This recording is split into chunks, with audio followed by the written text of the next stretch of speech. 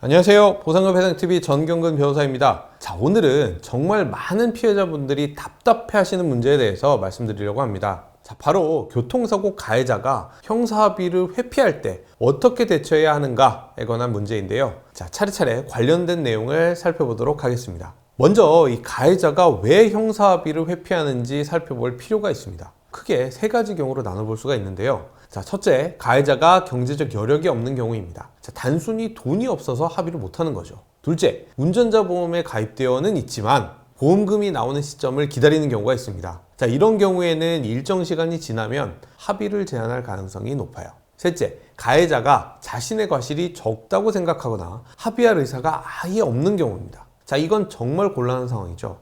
이런 상황에서 피해자가 할 수 있는 대처법을 단계별로 말씀드리겠습니다. 자, 일단 가해자가 왜 형사합의에 응하지 않는지를 파악해야 합니다. 자, 직접 물어보기가 어렵다면 경찰이나 검찰을 통해서 알아볼 수가 있어요. 자, 이렇게 수사기관을 통해서 가해자의 입장을 확인하면 다음 단계를 결정하는 데 도움이 됩니다. 자, 가해자가 계속 합의를 피한다면 법적 절차를 적극 활용하셔야 합니다. 자, 첫째, 수사 과정에서 적극적으로 가해자의 과실을 알려야 합니다. 블랙박스 영상, 목격자 진술, 현장 사진, 이런 증거를 최대한 확보하세요.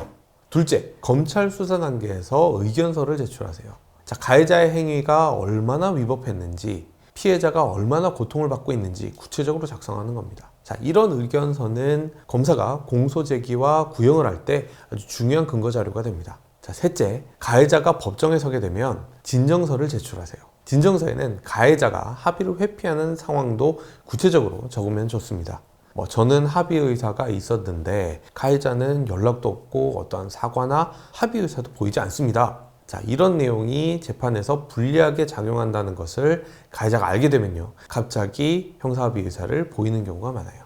그리고 가해자가 이 운전자 보험에 가입되어 있는지 확인하셔야 됩니다. 자, 요즘은 이 많은 운전자분들이 운전자 보험에 가입되어 있어서요, 보험사로부터 형사합의금을 받을 수 있는 경우가 많습니다. 자, 경찰이나 검찰에 가해자가 운전자 보험에 가입되어 있는지 확인해 주세요, 이렇게 요청할 수 있습니다. 운전자 보험은 보통 사고 이후에 일정 기간이 지나야 보험금이 나오기 때문에 가해자가 이 형사합의를 위해서 그 시점을 기다리고 있을 수도 있습니다. 형사합의 협상을 할 때 주의할 점도 있습니다. 자, 첫째, 운전자 보험 파악 이후에 처음부터 너무 높은 금액을 요구하지 마세요. 현실적인 금액을 제시하는 것이 중요합니다. 둘째, 가해자의 상황을 고려한 협상안을 마련하세요.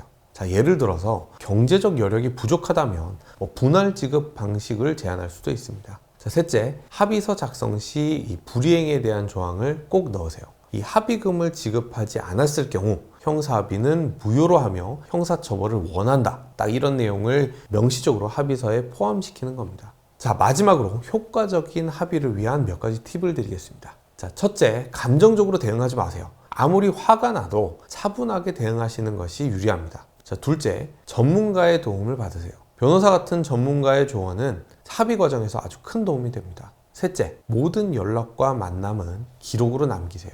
녹음이나 문자 메시지 등의 증거는 나중에 큰 힘이 됩니다. 넷째, 가해자가 운전자 보험에 가입되어 있다면 보험사와 직접 소통하는 것도 좋은 방법입니다. 자, 형사합의는 피해자와 가해자 모두에게 중요한 과정입니다. 자, 가해자가 회피한다고 해서 포기하지 마시고요, 오늘 알려드린 방법을 참고해서 대응하시면 좋겠습니다. 자, 만약 이 형사합의 과정이 너무 어렵다거나 복잡하다거나 또는 힘들다면 주저하지 말고 전문가의 도움을 받으시기 바랍니다. 저희 보상금해상 사무실은 언제든지 피해자분들의 권리를 지키기 위해서 최선을 다하고 있습니다. 자, 오늘 설명해드린 내용이 조금이나마 도움이 되셨기를 바랍니다. 다음 시간에는 또 다른 유익한 정보로 찾아뵙겠습니다. 감사합니다.